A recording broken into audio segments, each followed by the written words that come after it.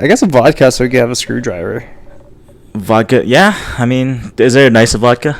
Huh? Is there a nice vodka? Remember back in the day, it was just always Smirnoff. It was just so affordable. Yeah. You know, it's like $25. Yeah. $25. Yeah, you gotta really think. You gotta be very economical when you're 20 and you don't have money. Speaking of economical, I went to EDC. I went to EDC, and that just dug a deep hole in my wallet. Damn. We had to restart this podcast because our mic's disconnected. But yes, I went to EDC. It's been 3 weeks since we last recorded. Yeah, we did take quite a bit of a break, didn't we? Yeah, you went to Coachella, I went to EDC. Yeah. And the come down for EDC was so hard. It had to have been insane, bro. I can't imagine. Just like all those lights, all the tits. Oh, yeah. You can tell what kind of guys we are. We're on opposing sides here. It is funny because I know when people talk about EDC, even when they go sober, they say they have a come down because of all the stimulation. Yeah. Like because exactly. There's just so much serotonin being used with the lights, the pyro, the ass, the tits. Oh my god. You see the weirdest stuff too. I think what's the weirdest shit you saw, bro? Okay, well, this is a wholesome weird thing. Oh. Something crazy happened. Oh. So like we were at Cosmic Meadow. Yeah. And then Dabin was at Cosmic Meadow, and everyone and anyone who knows about the lineup release of EDC was like, oh man, this is not very Asian coded. The only Asian, sad boy is Dabin, right? Yeah. No Illenium, no Slander. Yeah. Whoever. I guess there was William Black, but I mean, so William Black he's also melodic bass, sad boy. Okay. Yeah. Okay. So William Black brought out Illenium. Whoa. Cool. We're like, oh shit, really? Was he not supposed to come to EDC? He was not. Oh, so he just like surprised y'all. And then Dabin teased there was an Illenium slander on his Instagram. Whoa. Like he was in a Vegas roulette, Vegas slots. Oh. And then there was a Illenium logo and a slander logo. Oh. So he teased that, and everyone was like, yeah, Illenium's gonna be at Dabin's set. So we go to see Dabin's set. Illenium comes out too. We're like, oh yeah, shit, it's Illenium. Nice. But Dabin was on at the same time as Grizz Wooly at main stage. So Dabin was at Cosmic Meadow, Grizz Wooly was at main stage at the same time. So Dabin brings out Illenium, and we're like, oh, nice, we saw Illenium. Okay, we can go now, right? Yeah. So we're like, okay, yeah, we saw Illenium. Fine, whatever. We walk over to main stage, and Illenium was there too. How did he get there so quickly? We're like, what the heck? How did that happen? They have tunnels under that motherfucker. They do. They have to have. So we're like, Dabin was like, thank you, my boy, Illenium. And then we go to Grizz Wooly at main stage. All right, we'll bring out our boy, Illenium. That's crazy. And then everyone was like, what? How did he do this? And just in my situation, too, where we just walked over in 10 minutes. We're like, how do you do this? He was just there, man. And what? So Illenium wasn't even supposed to be there, and then you saw Illenium twice. Yeah. Damn, bro. We saw him 3 times. Wow. Because he was at William Black's set too. You went at the right time, bro. I did. Illenium is unfortunately, I do fit the stereotype of you really do. Me loving Illenium. I think I kind of grew past the Illenium phase. I still love him. But, you listen to Illenium when you're in that phase of life of like, where am I going in life? Like, damn, I'm heartbroken. Because you're kind of like, you got everything kind of coming together now. Yeah, knock on glass, I guess, but like. But it's coming your way. You bounce back. And I think this is where I am more inclined to listen to like dubstep, techno. Oh, okay. Drum and bass. All right. Okay. It's not so much the melodic stuff anymore. Oh. Because when you get the melodic sad boy stuff, it's like, I miss you, or like, tell me what you hate about me, or like whatever, right? Yeah. It's very sad. But it's nice to have that in like certain environments. But yeah, I see where it's like, when you're in a different point in your life, you have music that comes along with it, right? Yeah, and what you said with when we talked about last time with Justin Bieber. Yeah. Right? But then now I'm just listening to. I was really excited. I saw Peggy Goo. Do you know who Peggy Goo is? The Korean chick. She was awesome. I can't explain. Yeah. She was awesome. I love that. Did she play that? Of course. Yeah. I love that. I saw Peggy Goo on Circuit Grounds, so that was sick. And it was a great time. She was on main stage? No, she wasn't on main stage. Oh, where was she at? Circuit Grounds. So it was how was because when I was at Circuit Grounds, it was, not gonna lie, dude, it was kind of terrifying. Yeah. So the first Friday we went. Yeah. Well, I guess like the Friday we went. Yeah. That was the first time experiencing EDC for me, right? Yeah. So I go straight into EDC. I was, admittedly, I was already fucked. So, and it was funny because, we were just drinking. The security, amazingly bad.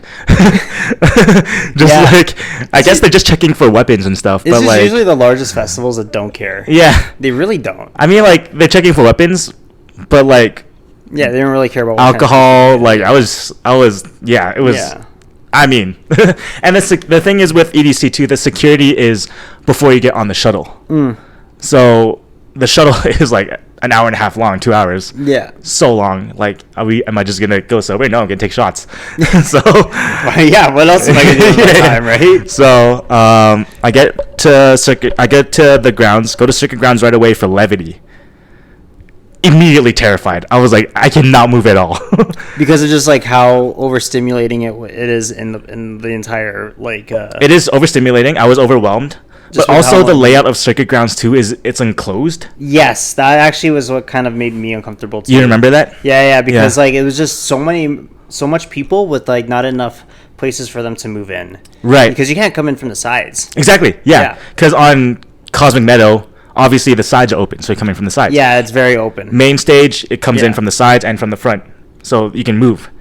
The Circuit Grounds, it's just like, no, you have to come in from the back. You would think after like, I don't know, how many, 30 years of EDC that they would have gotten that right at this point. Yeah. Like, I'm sure there's plenty of criticism about that. Yeah. So, I mean, what the hell, man?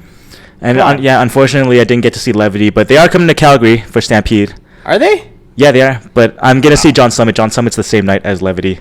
So. Dude, that crowd's going to be crazy. Okay, think about this. A John Summit crowd plus Cowboys environment. Yeah. That's all I have to say. When I saw John Summit at Main Stage EDC, that was one of the most terrifying experiences I've ever experienced, actually. Now I got to know what happened. So, like, I forget who was before John Summit. We were definitely... So, I side quested. No. Here's what happened. So, I was with Christine's friends, obviously, because, like, you guys didn't go to EDC. All right. Okay, we get it, bro. We get it. You went to EDC. We didn't. Okay. All right, man. So... I forget, we just straight up lost the whole group. Oh. So it was just me, Christine, my girlfriend, and then their couple friend, Christine's couple friend, named Cindy and Alden. Shout out Cindy and Alden. And I made a new friend named Tommy. So shout out to Cindy, Alden, and Tommy. Actually, I think Cindy watches the podcast too. So does she? Yes. Shout out to her. Sydney. Man. Yeah.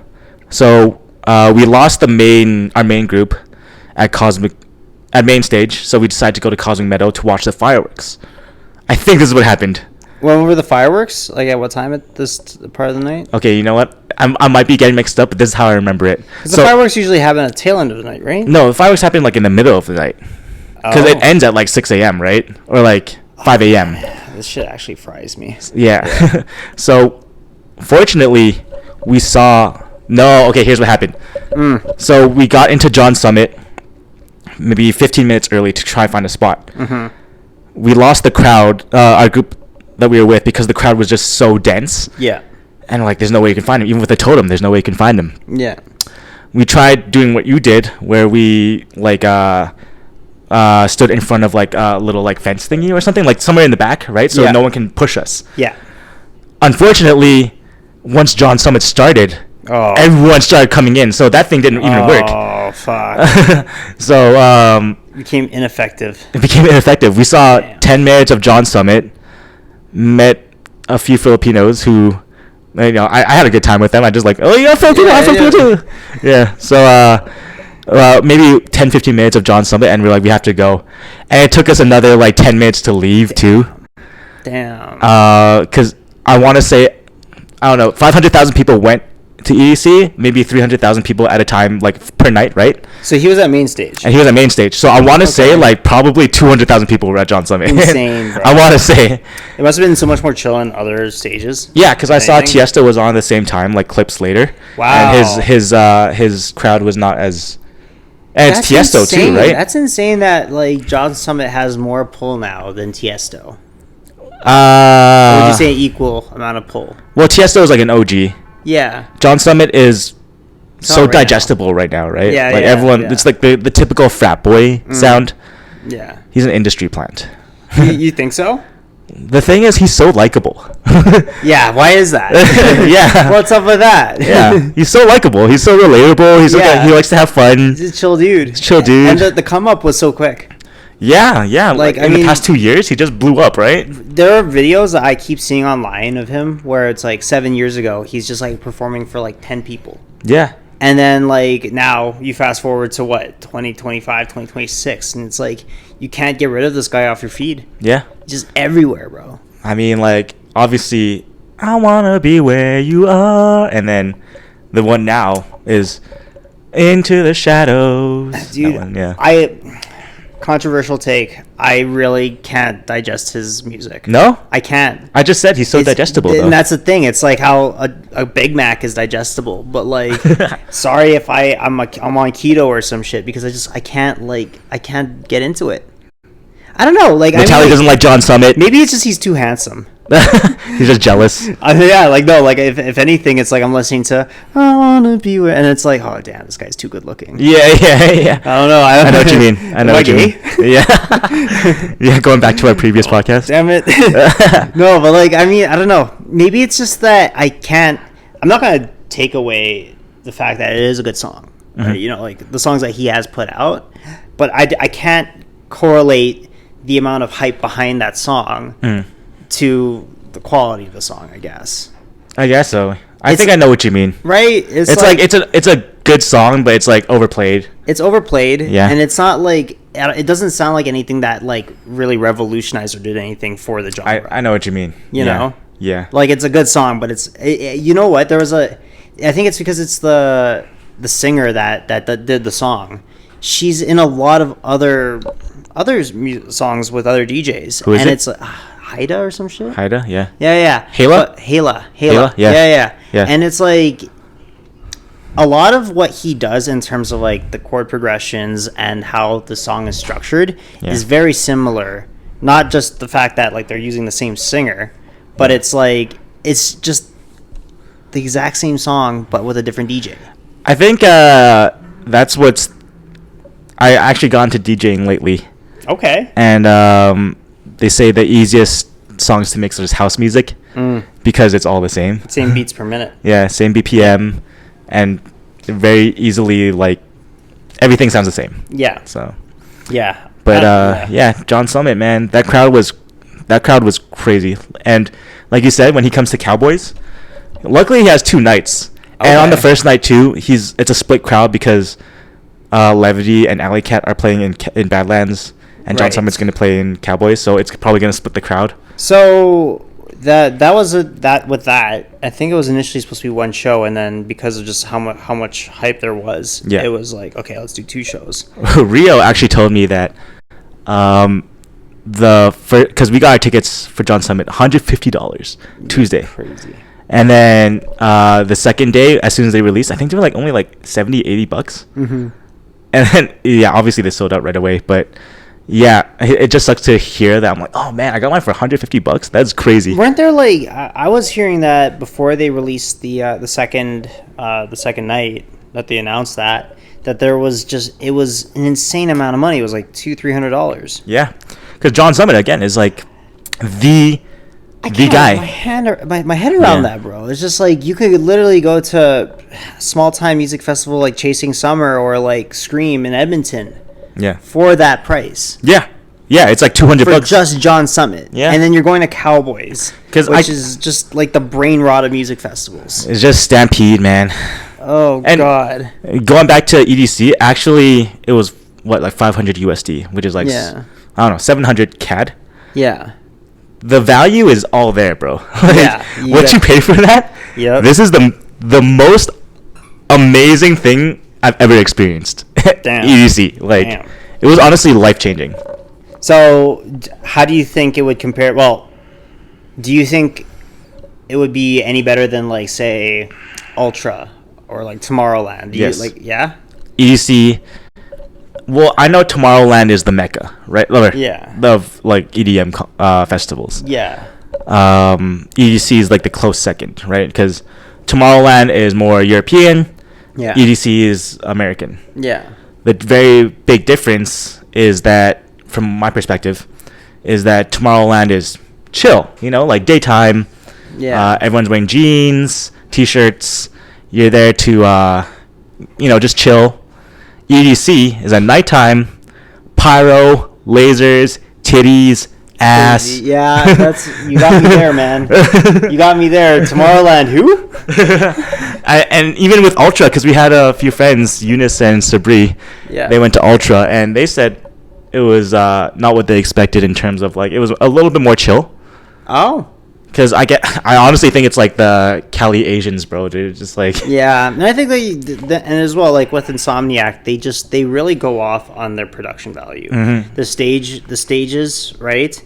Like, I mean, the stages at Ultra are honestly very well too. Like, they're very good, right? And the lineups are usually the equivalent of what EDC is, right? But yeah, you're right. I think it's that South Cali energy versus maybe Miami, right? Yeah, I feel like Miami is like flexing. It's very performative. Mm-hmm. At EDC, I really felt, the plur of like, be who you want to be. You gay. you Perfect, I'll fit right in. you wanna make out with a stranger, make out with a stranger. Perfect. You wanna like show your titties. I'm not complaining. Yeah. You wanna show your dick. I mean, like, I'm not gonna look, but you're more than free to. Don't show your dick, bro. don't do that to us. Yeah. So lots of gay people. Yeah. BDC made me realize that the stereotype of raving and gay is like, this is where it comes from. Because like nowadays, it's like, oh, you rave. It's like, oh, you party. Yeah. But back in the day, it was like, you rave, you're gay as fuck. Yeah. I mean, it's just a very colorful kind of situation to be in. And nothing wrong with being gay, but all right, tell him, bro. Tell him. But it is very shocking. Do you know the gay people that are there? To see, like, you know how people hold hands, like at raves, they're like holding hands so they don't let go of each other? Yeah. They're holding each other's dicks, bro. No, they're not. No, you didn't see two dudes holding their dicks. Dude, I saw two dudes holding their dicks. Yes. They were just like just from like the head of the dick, and just like they're just like a fucking rope. Yeah, I definitely saw that. I didn't see like a train, because Asian trains are also a thing, and Asian rave trains. Like, they're holding each other's like shoulders and stuff, and there's like 30 people deep. Dude, like that always irked me. It was just like, okay, yeah, pass through, and then it's like, I've been waiting for 10 minutes. Yeah. I'm going to this is not a thing, bro. You miss me with this. There's no way you have 29 other friends here with you. And then I'm like trying to break through in my 29 person Asian train. Yeah. It's just two trains colliding. Yeah. That's so jokes, but yeah, I mean, there's definitely like a lot of stereotypes that you'll get that from EDC for sure. I mean, I really do enjoy the environment as well. Like you said, when I went there, it was just very welcoming. You make friends so easily, man. Yeah, you can just talk to anybody, just dance with everybody. I was like, you walk up to someone, hold their hand, I do this to like, oh, like, got my hand, right? They got my hand. We're just like dancing, easy. It's genuinely like one of the most, like, I'd say the friendliest. Definitely the friendliest festival you'll ever be in, and like, it just kind of irks me because like I read about it all the time, like on Reddit and everything, and like, Europeans just have so much to say about how commercialized EDC is. Yeah. And they're just like, oh, like, it's not real music, and it's like, well, bro, like, I mean, maybe just stop wearing so much black and like actually enjoy the music, bro. Like, oh, like US, like, oh, because there's some people here that just wear black.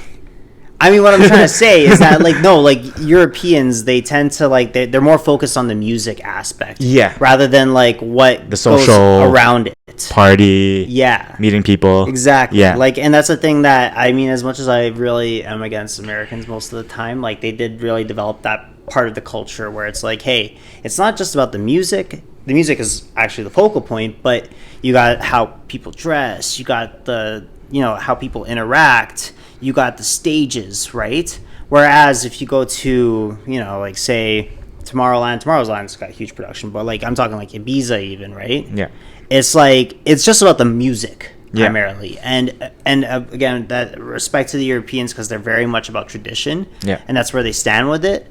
But I mean, that's where they have a lot to critique, North American standards when it comes to electric music. Yeah. And I don't know. I like seeing ass and titties, so I'm gonna have to disagree with you, Europeans. Yeah, Europeans, take off your shirt or something. Yeah, man. Come on, bro. Like, who doesn't want to see fucking titties with the nipple pasties and shit? Come on, bro. It is kind of crazy though when you go to raves.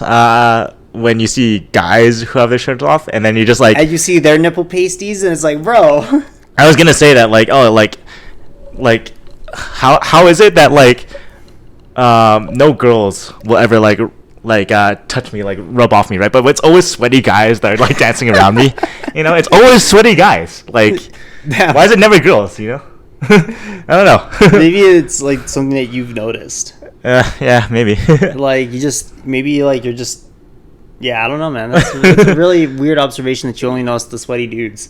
Yeah. I'm really trying to like justify this for you, King. Like small Asian girls who love to rave. Yeah. I don't understand the enjoyment that they find not being able to see and just being around shirtless guys right under the armpits. I've been thinking about this lots actually, because Claire, right? She's 5'1". Short Asian girl. Short Asian girl. Like, maybe she'll wear some like elevated shoes, maybe something to kind of help her up, right? But there were a lot of points like during Coachella, right, where it's like we're in a deep crowd, right, and we're in front of like maybe people like maybe my height, maybe a little shorter, right? Yeah. And sometimes I get a little concerned, so I will like kind of kneel a little bit and kind of just try to go right behind her, like look at it from her point of view, and I'm like, how do you live like this? Is this your world? This is your world. And it's like, you can't see shit. And she's like, I'm having such a good time. Like how? You can't see anything. Yeah. Like, all you've seen is the back of this dude's head, bro. For like the last 30 minutes. And she's like, oh my god, I love Justin. I can't believe I got to see him. And I'm like, what did you see him? What did you see? No. You ever see those videos of what normal people see at raves? And it's like, like a stage, right? Yeah. And it's like what Asians see at raves. And just like fucking widescreen. Yeah. Widescreen of the back of a dude's head. Yeah. Nah, that's crazy, bro. Yeah, that's funny. But I mean, like, hey, you know what? If you've never gotten to experience what it's like to be tall, then you're gonna appreciate those little things. Well, I mean, that's why girls love shoulder rides, right? So I didn't give Christina a shoulder ride. She said she gets scared. Does she? So I'm like, okay. Really? But like, I mean, I feel like I trust you. Yeah, right. Yeah. Maybe she doesn't trust me. Yeah, maybe like if it was like me, like lanky and shit, like I squat maybe like once every like 3 months. It's like, like, hey, maybe I wouldn't trust you. Like, do you have the foundation? But like, dude, you're built. Thank you. It's like, yeah. He complimented me earlier of how lean I am, and it actually put me in a very good mood. Yeah, man. Well, I mean, like, EDC will do that for you, bro. I didn't know it was a thing that people lose a lot of weight during EDC. Because you're just not hungry because all of the substances, things that you do, overstimulated. B, it's like, okay, actually the food at EDC wasn't as expensive as I thought. The drinks are expensive, but they're typical, like, yeah, it's gonna be $20 for a drink. Yes, of course. I thought it'd be like $40 at EDC, but it was still like $20. Yeah. The food also like, yeah, $25. Typical. I thought it'd be like $50. However, are we talking USD though? USD, yes. Yeah. So again, Canadians would. Yeah. But then we're all staying on the strip. Yeah. Dude, I like bought food on the strip. I bought like 2 items. It was $100. It was like a carb and a meat. Vegas has gotten way too expensive, bro. Yeah. Like, even 4 years ago when I went, we went out to see Alesso in a club. I can't remember which one it was, but it was one of those, the bigger clubs that you have in, like, the main strip hotels, right? Yeah. Got the tiniest freaking water bottle, bro. Like, half the size of, like, a regular water bottle. Just need to drink. Gotta feel hydrated. This guy's like, that'll be $18 USD. Like, what the fuck? That's $25. For what? For like half a bottle? Half a bottle. It was not even a full bottle, like bro. 350 milliliters or something? Dude, you know how long I kept that water bottle for? After I finished that water bottle, I kept that shit with me for like 8 months. Yeah. I was like, I'm getting the most out of this. And I still feel like after 8 months of using that same water bottle, I did not get my money's worth. Wait, what? Oh, it was a disposable water bottle. Yeah. But you kept it for 8 months. I kept it for 8 months because I was like, there's no way I'm paying $18 USD for this and not getting the most out of my money. Yeah. Yeah, no, like it's absurd how like crazy Vegas has gone. And you know what the thing is that they probably jack up the prices because it's EDC. Yeah. I mean, people, unfortunately, I was jobless for the past few months. Luckily, I have a job now. But I was putting off buying stuff. Mm-hmm. So some people who bought their stuff early, they got their flights from Vancouver to Vegas. Yeah. I saw on TikTok, it's like, it was like $300. Yeah. I'm like, what? I paid $1,000.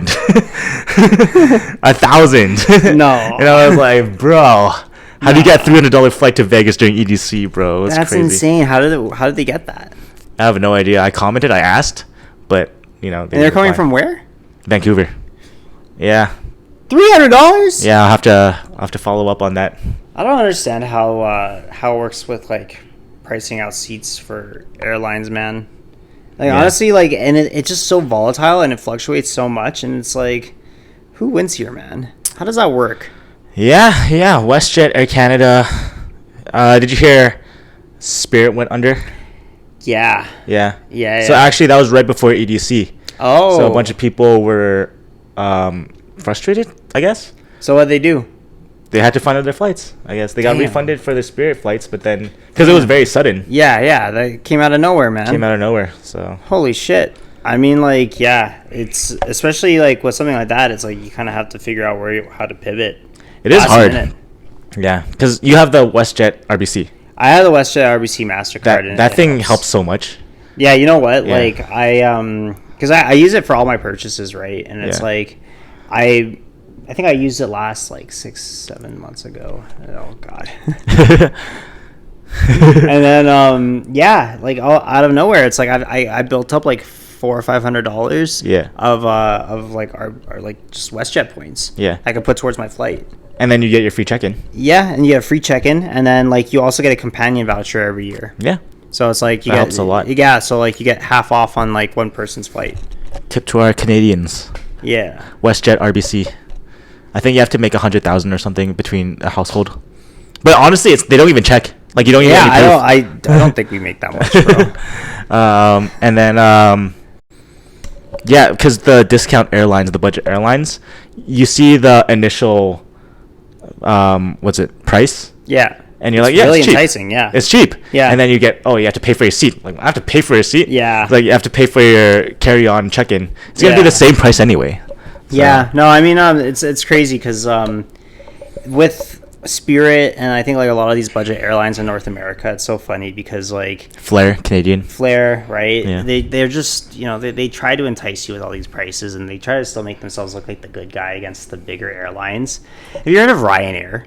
Yeah, in Europe? Yeah, in Europe. Yeah. Ryanair's marketing is actually so funny, bro. I think there was something. Tell me about it. I saw something recently. No, they're just so funny because they're a budget airline, right? Yeah. But they embrace being like cheap as shit and like being dicks about it. Like there's so many like marketing advertisements of like, yeah, you definitely got to pay for everything, bro. Yeah. Like, they really like milk it. Yeah. That they're the villains, and it's like, I kind of like that.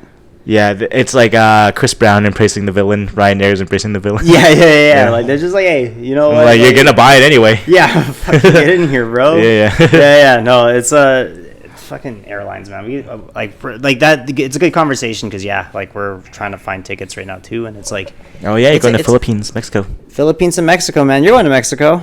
Going to Mexico. I thought I wasn't because I didn't have a job, but look at me now. Look at this guy, bro. But congratulations, by the way. Huh? you're about to you're taking off with your real estate stuff. Real estate's coming along, man. You know, like, I mean, and honestly, I gotta credit it to this podcast. You know, we were talking about this at the very beginning, that it was like, you know, it's definitely a joint venture between us as friends, right? It's a lot of fun, but it's like at the same time, in terms of like where I want to go with my individual brand, it definitely has actually given some exposure, you know, to that. Yeah. And has definitely brought out that personality of, like, you know, our dynamic, which I think, you know, in a very personality based industry such as real estate, it definitely goes a long way to like be able to showcase that in conversation, because then like, you know, people kind of get to know you already, right? And it's very important, you know. I love that, because like you said, it's very much customer based, relationship based. So if someone sees you online, oh, this dude is chill. Or maybe the opposite, like, this dude is, I don't want to deal with it. Like, it just filters out people naturally, right? Honestly, like, at the end of the day, it's a two-way street. So it's like, maybe I might not want to work with you as a client. You know, and like it falls into that, right? So I mean, like, it definitely really sick to see, you know, I was taking off in the last 6 months, bro. Because I think like we've been at this since the very beginning of January. Yeah, we talked about it. We planned it out in like November, December. We started recording in January. And where we are, man. Look at that. Yeah, it's still we're still finding our footing. But I feel like it's in a lot better direction too. Where before we were just kind of like whatever with it. Now it's like I'm relaxed, I'm having fun. Like, we're talking about stuff that I want to talk about in a funny way. Yap about like you're getting clients. Yeah, man. It's all coming together, you know. So we're gonna have some exciting guests coming in here at some point. Yes.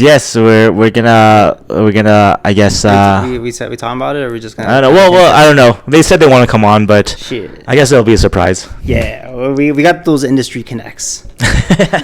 In various industries. I mean, OnlyFans. Hey, yo. what OnlyFans connects? Let me know. Wait, honestly, there's lots of OnlyFans people in Calgary. So that is true, man. That is true. Which is weird. It's funny when I see the presence of Calgarians in. Who do you know that's not OnlyFans, bro? I'm not gonna say. Trick question.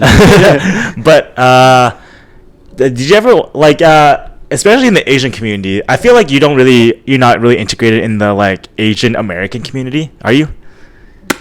Besides Raving. I mean, like, which Asian American community? I talked to you about, like, I'm Peaking. You know, I'm Peaking. Right. I talked to you about Above the Influence. No, I'm not really engaged in that. So that's true. That is true. But like, I mean, like, I know of them because of you. So like, I guess I'm kind of involved in that essence. There's some characters, people in Calgary actually. So. Oh, is there? Yeah. Shit. I mean, like, hey, falling into that Asian community and people that are in that's some way that's going to be in this. Italian community. The Italian community. His name goes along with chorus. I kinda. I mean, chorus. No, like, I mean, like, what's part of a song? Oh, you know, chorus, bridge. Yeah. How many? Yeah. Anyway, you know, if you know, you know. So I mean, like, that'll be very exciting, because I mean, like, he's never done something like that before. Yeah. He's definitely, you know, it's cool. It's like having like our own Drake, and we're like, what are we, like the NPR podcast or some shit? I don't know, bro. Yeah, maybe like Easy Desk. Easy Desk. We also have a very famous Calgarian who happens to be Claire's sibling. Yes, huge in the car community, huge in the anime scene. He says he wants to come on, but we'll see what happens. I mean, like, bro's just, he's all over the place. He's always streaming and shit. Yeah. Honestly, like, we have it's so funny because we'll have like family dinners and stuff, right, with Claire's fam and everything, and then this dude's like, he pulls out the tripod, right? And he's gonna stream. And he's like, because we're like having like Korean barbecue, and he's like, he puts his camera on there, and he's like, yeah, guys, people love this shit. And it's like, we're just like eating. We're like, okay, bro. I feel like we got to get to that point where people just are interested in our daily lives to just be like, dude, this guy's not doing anything, but I want to watch him, That's right? Yeah. Yeah, like how you got to be so interesting to be able to do that. Like people really have to be intrigued by your personality. Because I was never inclined to do that either. Like as a consumer. Yeah. I'm like, do I want to watch someone... Like, there are people I follow. For example, Timothy Delgado. I love Timothy Delgado. Yeah. Do I watch his streams? No, because I'm not that interested in, like, watching his daily life.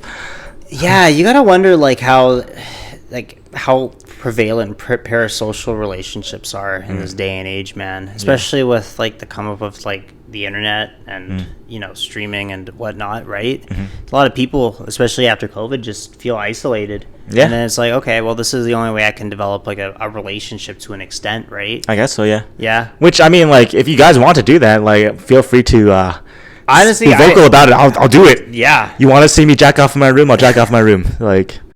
Okay, sign up for his OnlyFans. He'll do it, bro.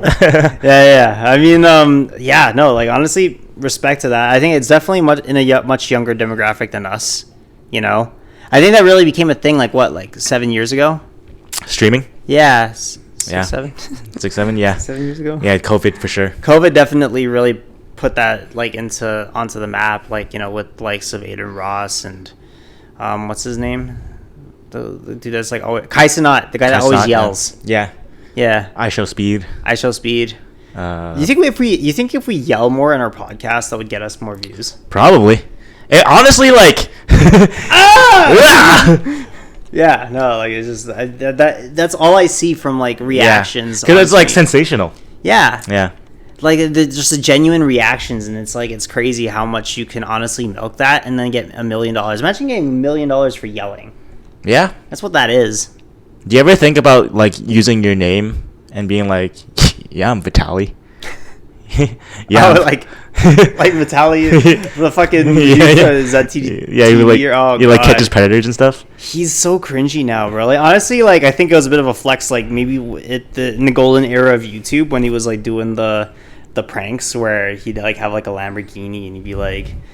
With like, those girls, you know what I'm talking about? I think so, yeah. Or he's like, he's trying to hook them up, and he's like, oh, you only want me for my Lamborghini. Yeah. And then he did that streak at FIFA or like one of the World Cups. Oh yeah, that was I remember that. Him. Yeah. And then he became a degenerate in the Philippines and then got locked up for like 9 months. Yeah, but he's out and about now. And he was like, like it's so funny because like he got out of jail from the Philippines. Fortunately for them, they were like, okay, hey, we're going to give you a chance. Get the hell out of here, right? Yeah. And there was a good chance that he was supposed to get deported to Russia, but then he ended up back in the States. And then he made a whole announcement. He was like, I'm going to be a changed man. I'm a man of God now, and I'm going to follow the right thing, And then the next day, bro's like, I'm gonna go catch some pedophiles. I mean, like, honestly, it is, like, very satisfying to watch. But then also the way he does it is just... It's so cat, bro. Yeah. Like, a lot of that stuff, like, he's actually getting sued. Because he apparently did this whole thing, right, with... He tried setting somebody up where, hey, you're talking to a 13-year-old girl. But then, like, the guy actually verified that the girl was, like, over the age of consent. Yeah.